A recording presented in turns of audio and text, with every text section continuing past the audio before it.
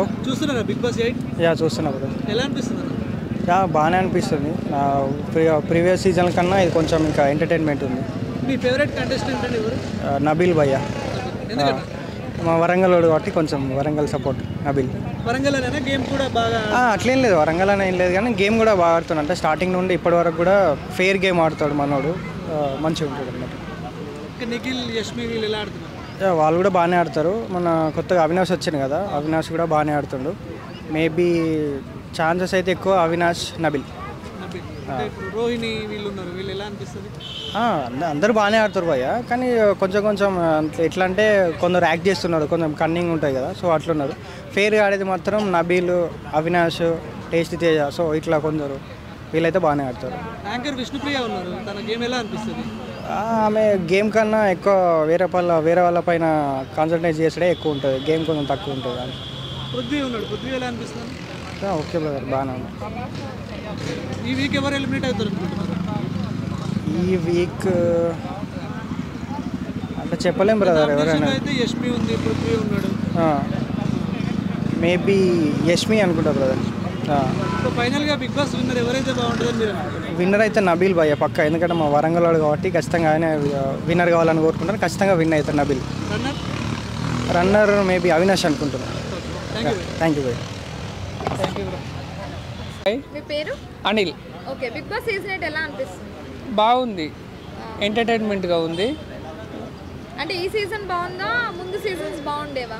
ప్రతి సీజన్స్ బాగానే ఉంటున్నాయి, కానీ ఈ సీజన్స్ కొంచెం ఎంటర్టైన్మెంట్గా ఉంది. అలా మీ ఫేవరెట్ ఎవరు ఇంట్లో? నబిల్, నిఖిల్. ఎందుకు వాళ్ళిద్దరు అంటే ఇష్టం? అంటే వాళ్ళు ఎట్లాంటి జెన్యున్గా ఉంటారు. అలా అంటే ప్రతి ఒక్కరు సిన్సియర్గా జెన్యున్గా ఆడతారు అన్నట్టు, ఏదైనా టాస్క్ కానీ ఏదైనా అలా, అందుకే వాళ్ళంటే చాలా ఇష్టం. ఎవరు కన్నింగ్గా ఆడుతున్నారు గేమ్? నబిల్, యష్మి. ఇప్పుడు విన్నర్ అయ్యే ఛాన్సెస్, క్వాలిటీస్ ఎవరికి ఉన్నాయి? నిఖిల్కి ఎక్కువ ఉన్నాయి. మరి ఇప్పుడు సోనియా వచ్చి నిఖిల్ని నామినేట్ చేసింది కదా, సీత కూడా నామినేట్ చేసింది, దానివల్ల ఓట్స్ తగ్గే అవకాశం ఏమైనా ఉన్నాయా? తగ్గవు అండి, తగ్గే ఛాన్స్ అయితే ఏం లేవు. పృథ్వీ గేమ్ ఎలా ఆడుతున్నాడు? చాలా బాగా ఆడుతున్నాడు. ఆ అగ్రెషన్ ఎలా అనిపిస్తుంది? అగ్రెషన్ వల్ల ఏమైనా ఓటింగ్స్ తగ్గుతాయా ఆయనకి? తగ్గవు అండి, ప్రతిదానికి ఓటింగ్ అనేది తగ్గదు. అంటే ఎవరి ఒపీనియన్ వాళ్ళకు ఉంటుంది కదా. అలా విష్ణుప్రియ ఎలా ఆడుతుంది? విష్ణుప్రియ కూడా బాగానే ఆడుతుంది. ఫోకస్ ఎక్కువ గేమ్ మీద పెడుతుందా పృథ్వీ మీద? పృథ్వీ మీద ఎక్కువ పెడుతుంది. అది ఇప్పటికైనా సరే తగ్గించుకుంటే ఆమె గేమ్ కనిపిస్తుంది అంటారా? కనిపిస్తుంది అండి, డెఫినెట్లీ. ప్రేరణ ఎలా ఆడుతుంది? ప్రేరణ కూడా ఓకే, బాగానే ఆడుతుంది కొంచెం.